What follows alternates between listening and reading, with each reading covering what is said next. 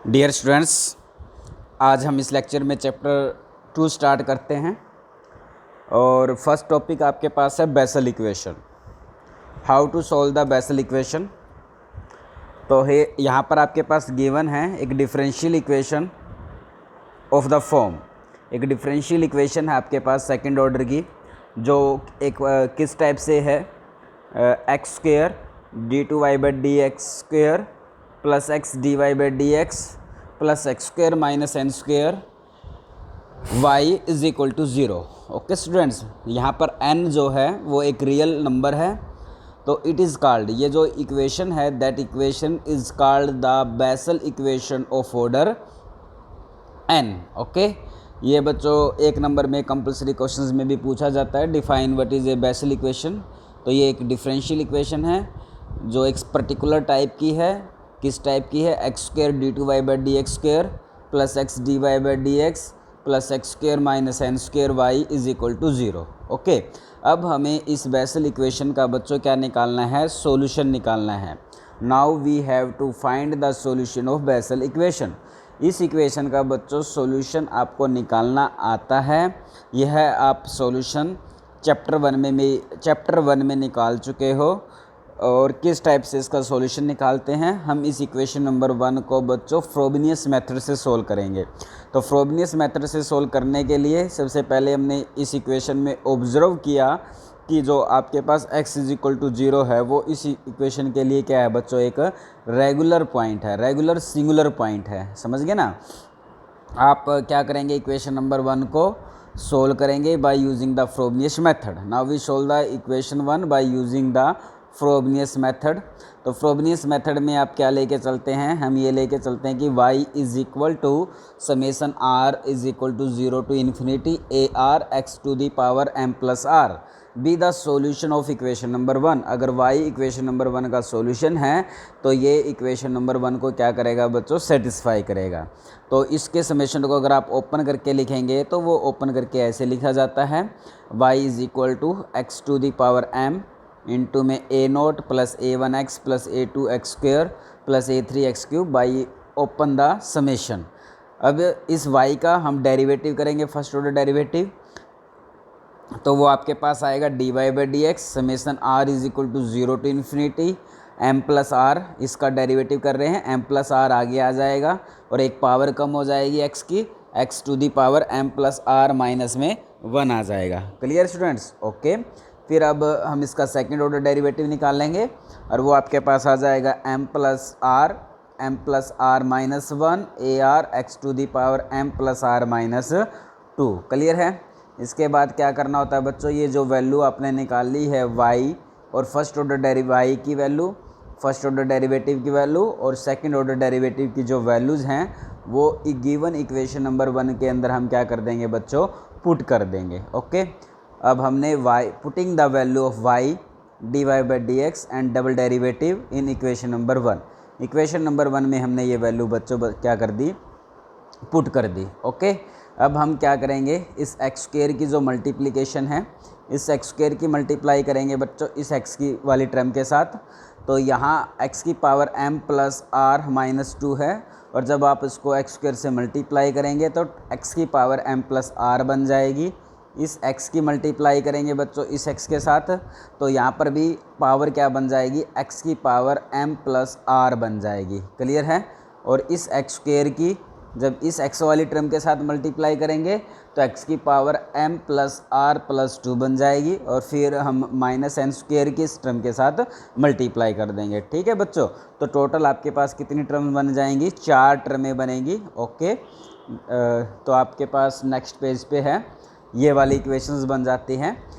जब x square से multiply करेंगे तो एक तो फर्स्ट टर्म आपके पास ये आ जाएगी, एक्स की मल्टीप्लाई करेंगे फर्स्ट ऑर्डर डेरिवेटिव को तो ये वैल्यू बन जाती है, एक्स स्क्वायर से मल्टीप्लाई करते हैं तो ये, और माइनस एन स्क्वायर से मल्टीप्लाई करते हैं तो आपके पास ये 4 टर्में आ जाती हैं। ओके, जब ये 4 टर्में आ जाती हैं तो आपका अगला काम क्या होता है? नेक्स्ट काम हमारा क्या होता है कि हर एक टर्म में एक्स की जो पावर है वो एक जैसी बन जाए।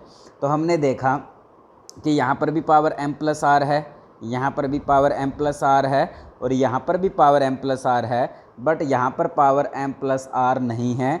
क्यों ना हम थर्ड टर्म में x की पावर m प्लस आर बना लें। और x की पावर m प्लस आर बनाने के लिए आपको r को रिप्लेस करना पड़ेगा थर्ड टर्म में r माइनस 2 से। समझ में आ गया ना। तो नाउ शिफ्टिंग द इंडेक्स, तो इसको हम ऐसे लिखते हैं, now shifting the index of x in the third term to m plus r, तो वी रिप्लेस या by replacing r by r minus 2।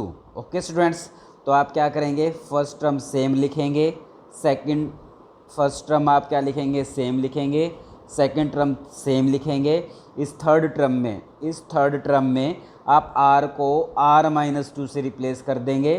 तो जब यहाँ पर आप r को r माइनस 2 से रिप्लेस करेंगे तो माइनस 2 को इक्वल के राइट हैंड साइड में लेके जाएंगे, तो समेशन आपका कहाँ से स्टार्ट हो जाएगा, 2 से स्टार्ट हो जाएगा। ओके स्टूडेंट्स, यहाँ पर क्या है, AR है, और AR में r को r माइनस 2 बन जाएगा, AR माइनस 2, और पावर क्या बन जाएगी, x की power m plus r। Okay students, यहाँ तक समझ में आया।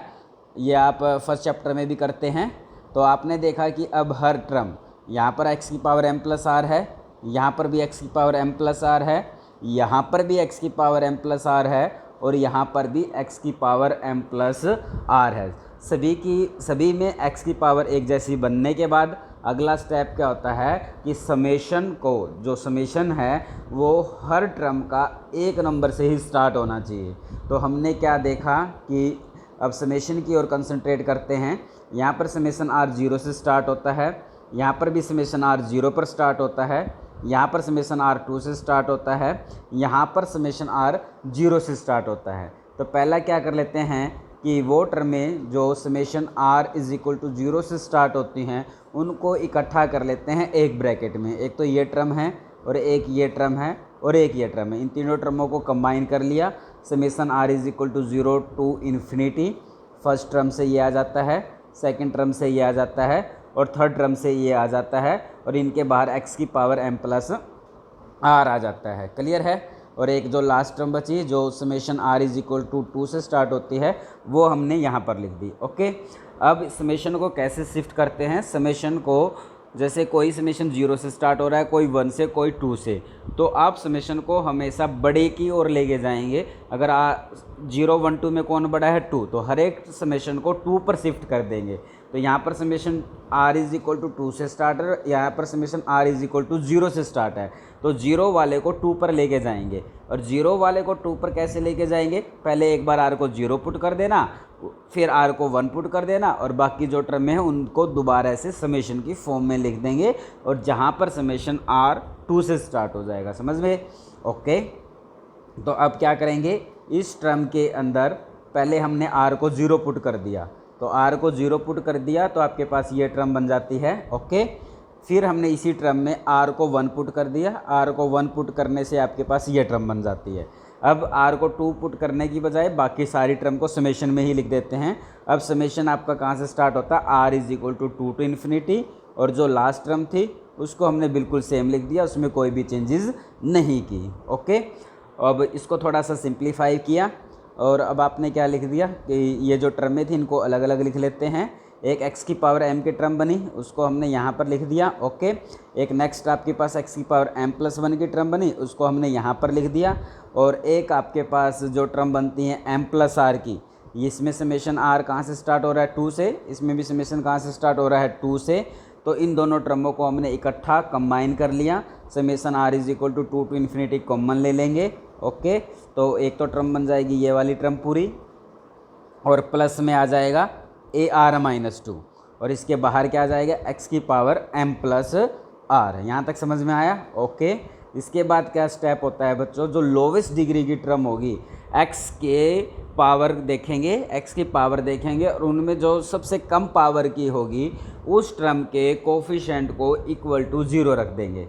ओके, तो हमने देखा यहाँ x की पावर m है, यहाँ x की पावर m प्लस 1 है, और यहाँ x की पावर m प्लस r है, बट r कहाँ से स्टार्ट हो रहा है, 2 से। तो इसका मतलब इसमें टर्में कहाँ से स्टार्ट होएंगी, x की पावर m प्लस 2, x की पावर m प्लस 3। तो सबसे कम डिग्री की, सबसे कम पावर की जो टर्म है वो आपके पास क्या है, ये वाली टर्म है। तो इसके कोफिशेंट को हम इक्वल टू 0 पुट कर देते हैं। इसका कोफिशेंट ये है m into m minus 1 plus m minus n square और साथ में a नोट है और इज़ इक्वल टू 0 है। ओके स्टूडेंट्स, यहाँ तक समझ में आया?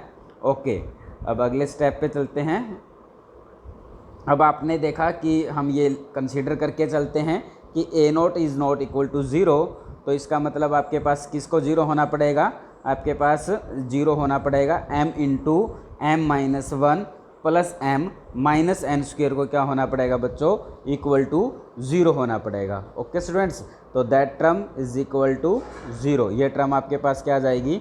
इक्वल टू 0 के इक्वल आ जाएगी।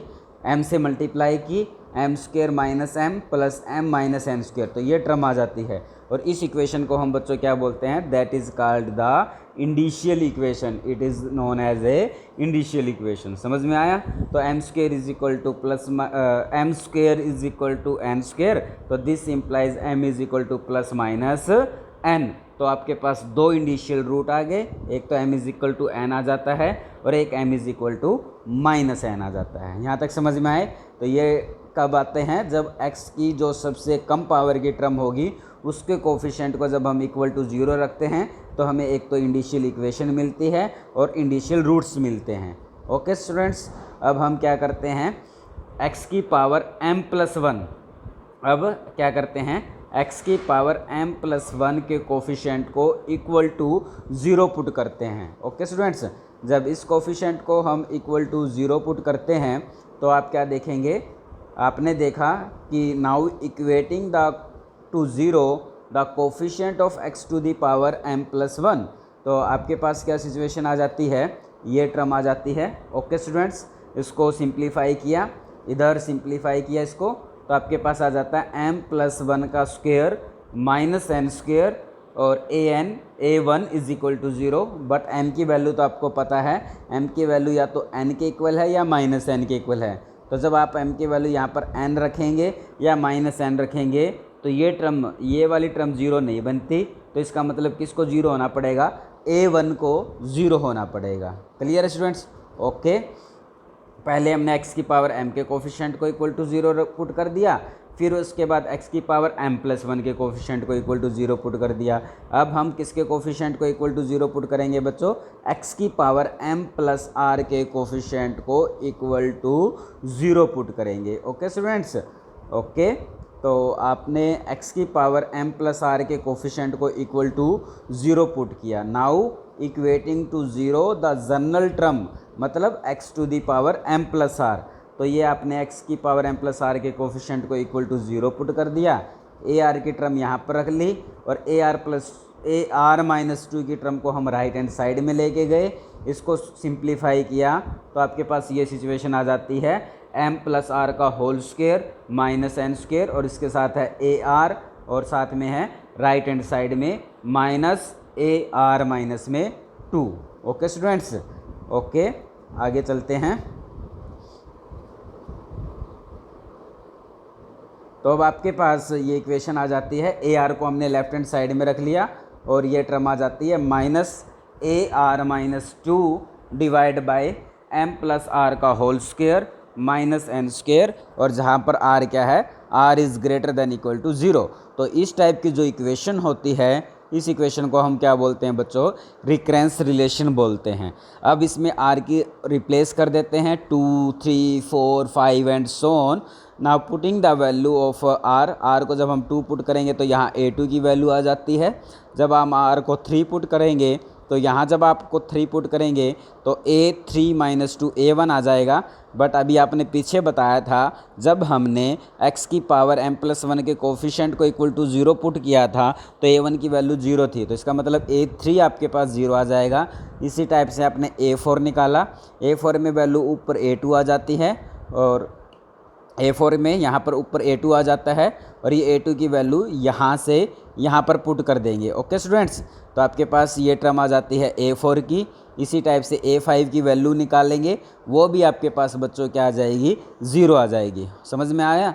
तो आपने क्या किया कि जो रिकरेंस रिलेशन थी आपके पास, उस रिकरेंस रिलेशन में ये आपके पास रिकरेंस रिलेशन थी, r को 2 पुट करने पर a2 मिलता है, r को 3 पुट किया तो a3 मिला, A4 मिला एंड A5 मिला। ओके, अब ये जो A2, A3, A4, A5, A1 की जो वैल्यूज़ आपको मिलीज हैं वो इक्वेशन नंबर 2 में हम पुट कर देंगे, या आप उसमें पुट कर देंगे जिसको आपने इक्वेशन नंबर 1 का सॉल्यूशन माना था।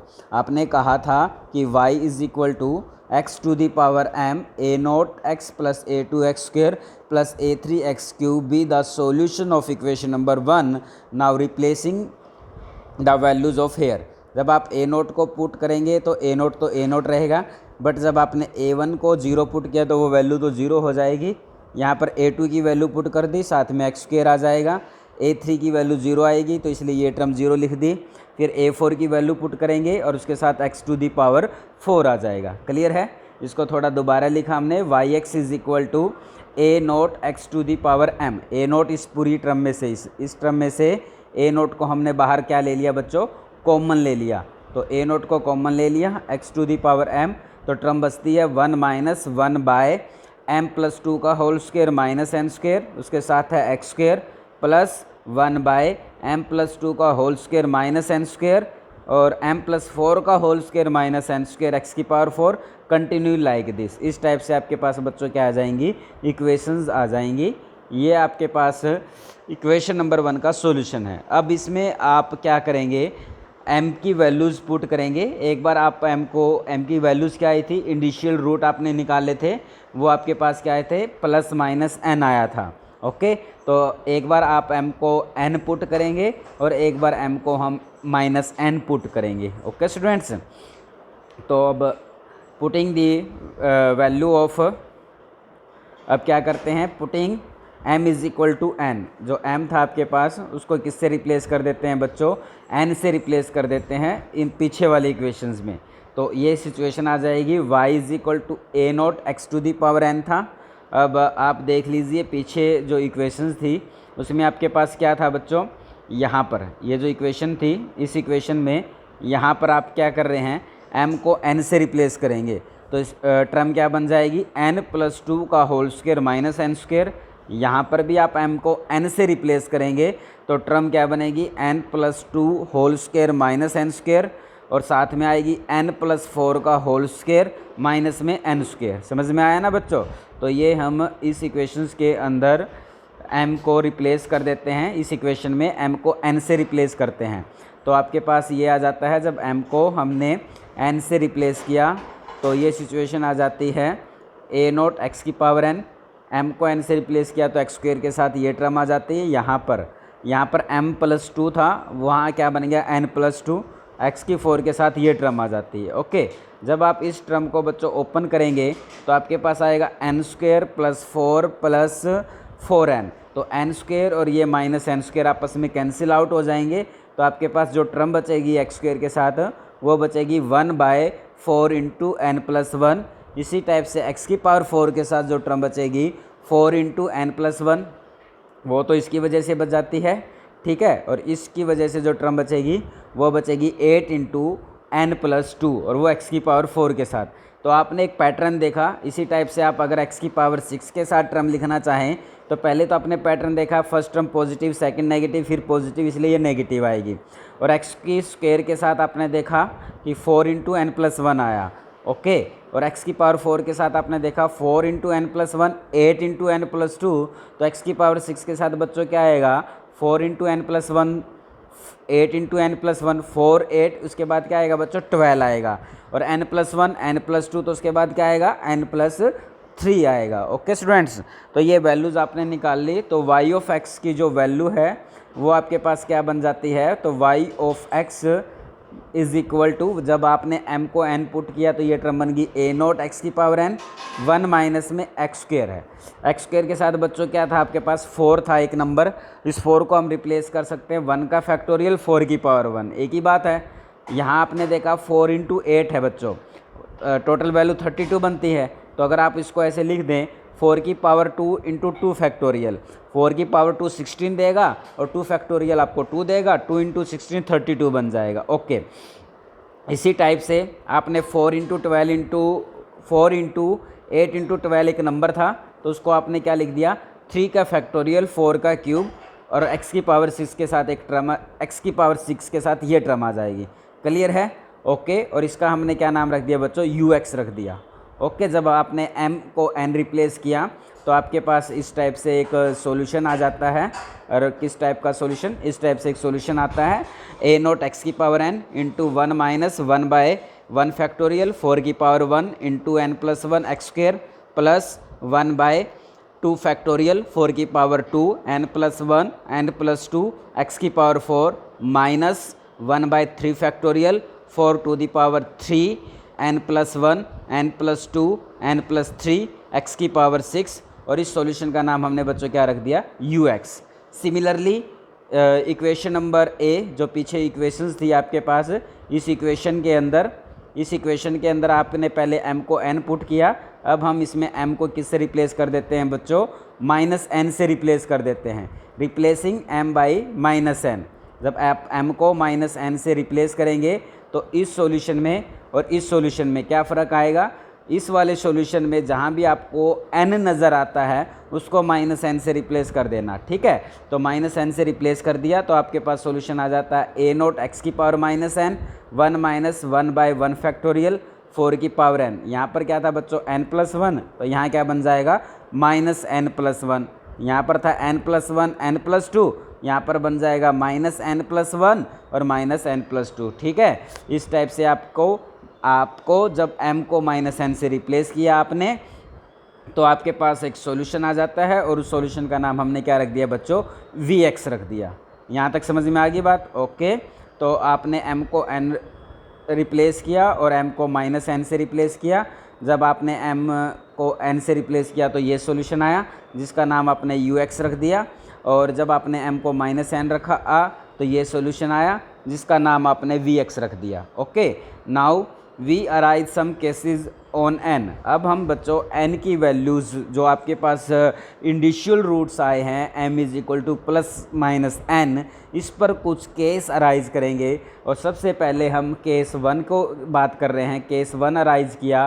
केस 1 में हमने लिखा कि जब n is not an integer, अगर n आपके पास कोई भी अगर इंटीजर नंबर नहीं है तो इक्वेशन नंबर 1 बेसल इक्वेशन का जो जनरल सॉल्यूशन होगा वो आपके पास क्या हो जाएगा बच्चों? yx is equal to c1ux plus c2vx। कब होगा? जब n is not an integer. तो then the complete solution of Bessel equation is yx is equal to c1ux plus c2vx, जहाँ पर ux का काम ये वाली टर्म्स करेंगी और जहाँ पर vx का काम आपके पास ये करेंगे। क्लियर है स्टूडेंट्स? ओके। अब हम कुछ पर्टिकुलर केस लेते हैं। अब हमने क्या कंसीडर किया बच्चों? अब हम ये लेके चल लेते हैं कि अगर हम a नोट को डिफ़ाइन कर दें पर्टिकुलरली, अगर हम ये मान लें कि a नोट आपके पास इस टर्म के इक्वल है। If we take a naught is equal to 1 by 2 की power n into 1 by gamma of n plus 1। ये क्या रिप्रेजेंट कर रहा है बच्चों? That represent the gamma function, gamma of n plus 1। ये आपको मैंने बताया था लाप्लास ट्रांसफॉर्मेशन में। ठीक है, it is a gamma function. Then the solution obtained from b is called Bessel function of first kind of order 1। अगर हम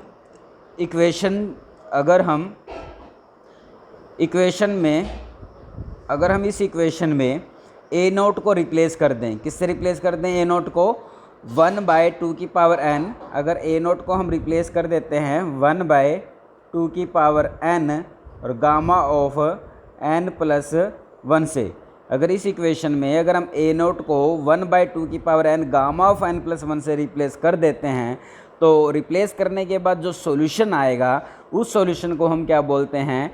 solution, Bessel solution of first kind. Okay students, अब हम क्या करेंगे?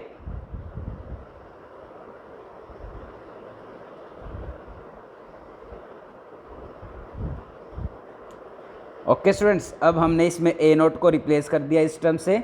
a नोट्स को रिप्लेस करते हैं तो इज कॉल्ड द, इसको हम क्या करेंगे? Basal function of first kind of order n। Basal function of first kind of order n which is generally denoted by that symbol jnx।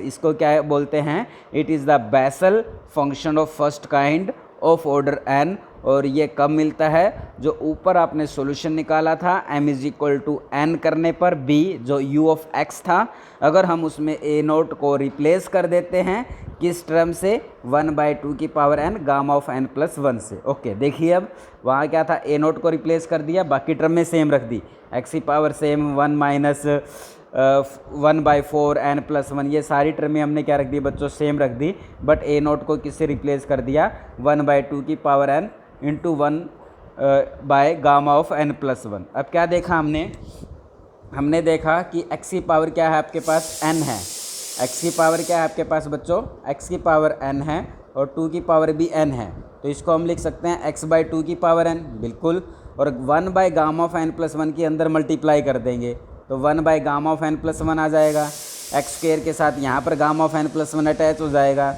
x⁴ के साथ यहाँ gamma of n plus 1 attach हो जाएगा, और x की power 6 इसके साथ भी गामा ऑफ n प्लस 1 बच्चों अटैच हो जाएगा। ओके, अब आपने क्या देखा, अब आगे क्या है कि सेम है, फर्स्ट टर्म ये थी, फर्स्ट टर्म यहाँ पर सेम रखी। ओके, अब आपने इन टर्मों को कंबाइन कर दिया बच्चों, n प्लस 1 और गामा ऑफ n प्लस 2 को हमने कंबाइन कर दिया। क्लियर है, ये आपको लाप्लास ट्रांसफॉर्मेशन में भी बताया था, और यह आपको ये रिज़ल्ट है कि जो गामा ऑफ n है उसको हम क्या लिख सकते हैं, n-1 गामा ऑफ n-1, मतलब यहाँ पर अगर एक कम है, यहाँ पर जो भी टर्म है एक बढ़ाकर हम कहाँ लिख सकते हैं, यहाँ पर लिख सकते हैं, समझ गए ना, यहाँ पर जो भी टर्म है n-1 है तो एक ऐड करके यहाँ पहुँच सकते हैं। तो यहाँ पर भी आपने देखा कि n प्लस 1 है, तो इसमें अगर एक बढ़ाएंगे तो n प्लस 2 बन जाएगा, तो इसलिए इस टर्म को हमने क्या लिख दिया, गामा ऑफ n प्लस 2। समझ में आया ना। तो यहाँ पर भी आपने क्या देखा कि ये जो टर्म थी n प्लस 1 और गामा ऑफ n प्लस 2, इसकी जगह पर आप क्या लिख सकते हैं, इसकी जगह पर हम लिख सकते हैं गामा ऑफ n प्लस 2, इसकी जगह पर हम क्या लिख सकते हैं बच्चों, गामा ऑफ n प्लस 2, यहाँ पर आ जाएगा गामा ऑफ n प्लस 2, और ये n प्लस 2 और ये फिर n प्लस 2 मिलकर क्या बना देंगे, n प्लस 3। समझ में आया ना। ओके स्टूडेंट्स, अब आपके पास सिचुएशन क्या है कि जो फर्स्ट टर्म थी ये सेम रख दी, इन दो टर्मों को कंबाइन करके यहाँ गामा ऑफ n प्लस 2 आ गया। पहले इन दो टर्मों को कंबाइन करेंगे, गामा ऑफ n प्लस 2, फिर गामा ऑफ n प्लस 2, और फिर n प्लस 2 को कंबाइन करेंगे तो आपके पास आ जाएगा gamma of n plus 3।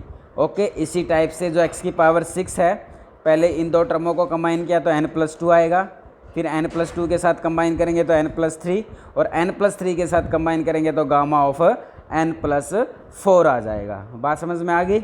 Okay, तो इसके बाद हम इसको क्या लिखा कि x/2 की पावर n की फर्स्ट टर्म के साथ मल्टीप्लाई करेंगे तो ये टर्म आ जाएगी, 1 by gamma of n plus 2 x/2 की पावर n आ जाएगा। ओके, अब इस x/2 की इसके साथ मल्टीप्लाई करेंगे तो x की पावर 4 पहले था और x की पावर n से मल्टीप्लाई की तो आपके पास क्या आ जाएगा बच्चों, यहाँ 4 नहीं है, यहाँ पर पावर क्या है, सॉरी 2 आएगी। ठीक है, तो x की पावर n की x की पावर 2 से मल्टीप्लाई करेंगे तो x की पावर n प्लस 2 बन जाएगी, और 2 की पावर n ये है, 2 की पावर 2 यहाँ पे है, तो 2 की पावर n प्लस 2 आ जाएगा।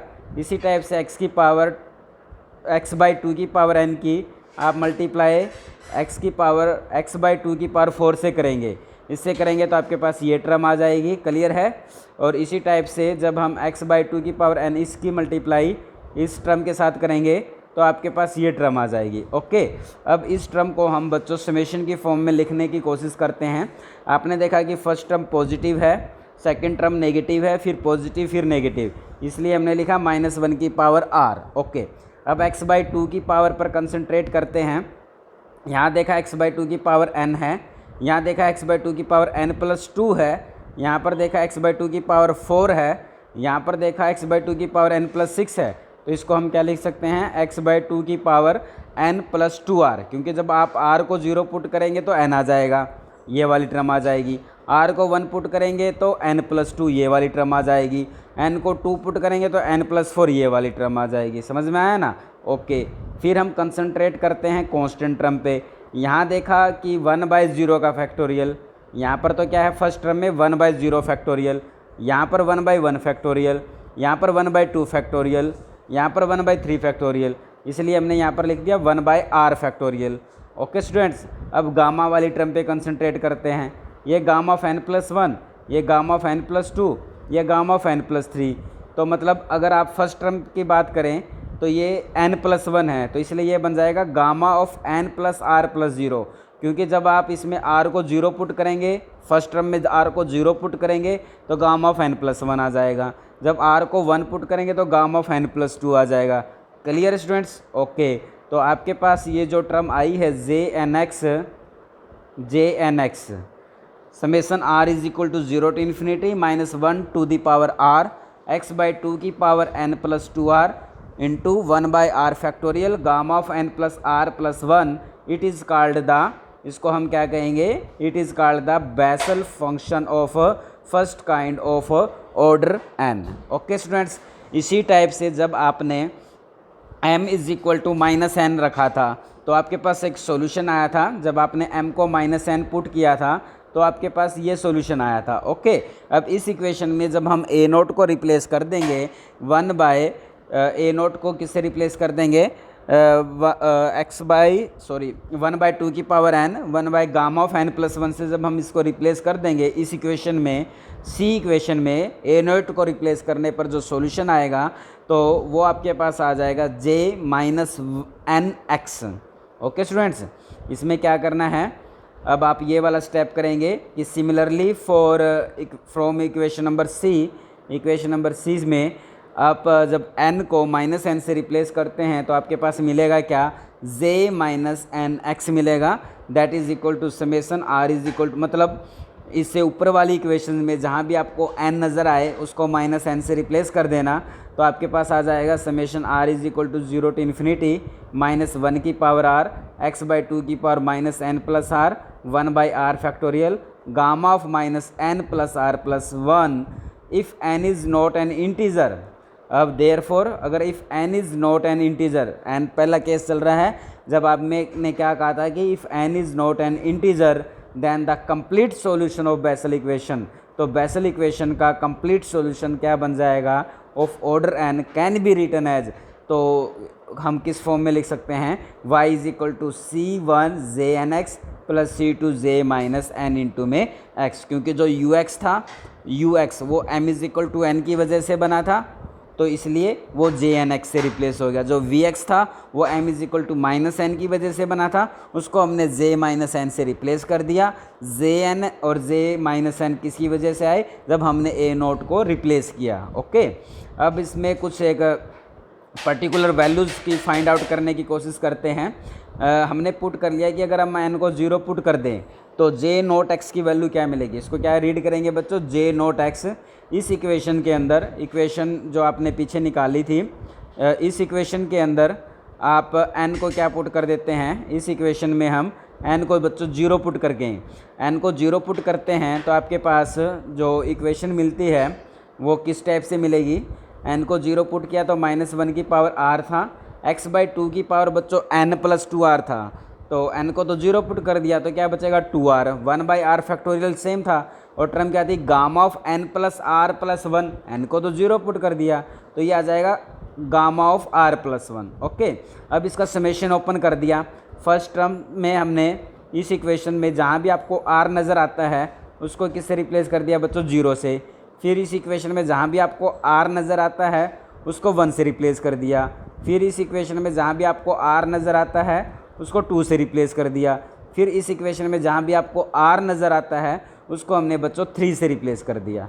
क्लियर है ये बातें? ओके, r को 0 1 2 3 से रिप्लेस कर दिया, मतलब इसके समेशन को हमने ओपन कर दिया। तो ये जो फर्स्ट टर्म है जब हमने इसकी ओर देखा, माइनस 1 की पावर 0 0 1, x बाई 2 की पावर 0 1, 0 का फैक्टोरियल 1, गामा ऑफ 1 1, तो फर्स्ट टर्म आपके पास क्या बन जाएगी, 1 बन जाएगी, और फिर माइनस का साइन है, ये माइनस का साइन देगा, x बाई 2 की पावर 2 है, x बाई 2 की पावर 2, 1 का फैक्टोरियल 1 आएगा, गामा ऑफ 2 की वैल्यू भी 1 होती है। गामा ऑफ 2 किसके इक्वल होता है बच्चों, 1 फैक्टोरियल के इक्वल होता है। आपको बताया था कि जो गामा ऑफ n होता है वो किसके इक्वल होता है, n माइनस 1 फैक्टोरियल के इक्वल होता है। ओके, तो गामा ऑफ 2 किसके इक्वल हो जाएगा, 1 माइनस 2 माइनस 1 फैक्टोरियल के इक्वल हो जाएगा। समझ गए ना? ओके, अब यहाँ देखा माइनस 1 की पावर प्लस, तो ये पॉजिटिव टर्म देगा, x बाई 2 की पावर 4 करेंगे तो x की पावर 4, 2 की पावर 4 और 2 फैक्टोरियल 2 देगा और गामा ऑफ 3 क्या देगा, गामा ऑफ 3 यहाँ से पता चलेगा, गामा ऑफ 3 3 माइनस 2 2 फैक्टोरियल, तो 2 फैक्टोरियल की वैल्यू 2, तो इसलिए यहाँ पर 2 आया। ओके, फिर -1 की पावर क्यूब है तो ये माइनस देगा, x बाई 2 की पावर 6 है तो x की पावर 6 आएगा, 2 की पावर 6 और 3 फैक्टोरियल है, 3 फैक्टोरियल आपको क्या वैल्यू देगा बच्चों, 6 देगा। और गामा ऑफ 4 किसके इक्वल होगा, गामा ऑफ 4 आपके पास 3 फैक्टोरियल के इक्वल हो जाएगा। ओके स्टूडेंट्स, तो आपके पास ये वैल्यूज़ मिली। अब इनको हम थोड़ा और सिंप्लीफाई करके लिख सकते हैं कि आपने इसको लिखा कि 1 माइनस एक्स बाई 2 की पावर 2 था और ये x की पावर 4, 2 की पावर 4, 4 की पावर 2 लिख सकते हैं, ठीक है। और इसको हम लिख सकते हैं x की पावर 6, 2 की पावर 4, 2 की पावर 2, 4 की पावर 2 माइनस 6 की पावर 2। तो इसका मतलब आपके पास बच्चों जो जे नोट एक्स की वैल्यू मिली वो आपके पास क्या मिली, J naught x is equal to 1 minus में x बाई 2 की पावर 2 प्लस x की पावर 4, 2 की पावर 2, 4 की पावर 2 माइनस x की पावर 6 बाई 2 की पावर 2, 4 की पावर 2, 6 की पावर 2। इसी टाइप से अगर आपको नेक्स्ट टर्म लिखोगे तो क्या बनेगी, x की पावर 8 बन जाएगा, x की पावर तो 8 आ जाएगा और नीचे क्या आ जाएगा आपके पास 2 की पावर 2, 2 की पावर 2 आ जाएगा, 4 की पावर 2 आ जाएगा और 6 की पावर 2 आ जाएगा और फिर क्या आ जाएगा आपके पास 8 की पावर 2 आ जाएगा। क्लियर है स्टूडेंट्स? ओके, तो हमने इस लेक्चर में बेसल इक्वेशन के सॉल्यूशन के बारे में पढ़ा है, बेसल इक्वेशन के सॉल्यूशन के बारे में पढ़ा। क्या आपके पास बेसल इक्वेशन क्या थी, ये वाली इक्वेशंस थी, इस इक्वेशन के सॉल्यूशन के बारे में पढ़ा है हमने। और एक केस हमने इस लेक्चर में डिस्कस किया है, लास्ट में जब आपके पास सॉल्यूशन आते हैं तो हमने केस 1 के बारे में डिस्कस किया कि n is not an integer. जब n आपके पास इंटीजर नहीं है तो इस इक्वेशन का जो सॉल्यूशन है वो किस टाइप का होगा। इस इक्वेशन का जो सॉल्यूशन है when n is not an integer then the general solution of that equation is can be written in that form, y is equal to c1 jnx plus c2 j minus n into में x। Okay students, और jnx आपके पास क्या है, it is called the Bessel function of order n। Okay students, तो इससे next lecture में हम इसके केस 2 और केस 3 के बारे में पढ़ेंगे। आप इस टॉपिक को अच्छे से पढ़ लेना। ओके, तो नेक्स्ट लेक्चर में हम केस 2 और केस 3 के बारे में डिस्कस करेंगे। Okay students, bye.